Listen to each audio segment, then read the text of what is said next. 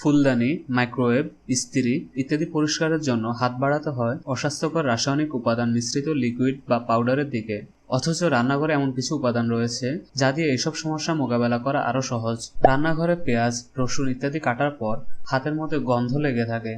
এই গন্ধ দূর করতে কাটাকাটি শেষ করে একটি আলু দুভাগ করে কেটে 2 হাতে ঘষে নেন। রূপা চামচ, কাঁটা চামচ, কেটলি, প্লেট বা ফুলদানি ইত্যাদি পরিষ্কার করতে বড় একটি হাঁড়িতে কয়েকটি ছোট আলু ঢেলে পানি সিদ্ধ করুন।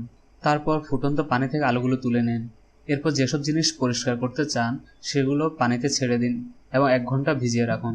সব শেষে সাধারণ পানি দিয়ে সেগুলো ধুয়ে ফেলুন। কাপড়ের ইস্ত্রি বা আয়রন যদি খুব ধীরে ধীরে নিস্তেজ হয়ে যায় অথবা তাতে মরচে পড়ে, তাহলে ইস্ত্রিতে আলতো করে টুথপেস্ট লাগিয়ে ধীরে ধীরে ঘষতে থাকুন। অনেকদিন ব্যবহার করলে কফি বা চায়ের দাগ থেকে যায় কাপ, কেটলি বা ফ্লাস্কে। তাই দাগের উপর 2 চামচ বেকিং পাউডার 1 বা 2 ঘন্টা লাগিয়ে রাখুন এবং পরে গরম পানি দিয়ে তা ঘষে ঘষে ধুয়ে ফেলুন। ঘরে ধূমপান বা রান্নার গন্ধ থাকলে একটি স্পঞ্জ সিরকার মধ্যে ডুবিয়ে একটি পাত্রে রেখে সেই পাত্রটি ঘরের একপাশে কয়েক ঘন্টা রেখে দিন। তাছাড়া গন্ধ দূর করতে পানিতে সিরকা মিশিয়ে কিছুক্ষণ গরম করলে একই ফল পাওয়া যায়। শিশু বা ছোট বাচ্চাকে ধূমপান বা রান্নার গন্ধ থেকে দূরে রাখতে সিরকা বেশ উপকারী। বাইরে থেকে এসে ঘরে ঢুকতে হলে পা পরিষ্কার করে ঢোকা দরকার। সেজন্য পাপোশ রাখা হয়, এতে বাইরের ময়লা জীবাণু সহজে ঘরে ঢুকতে পারে না।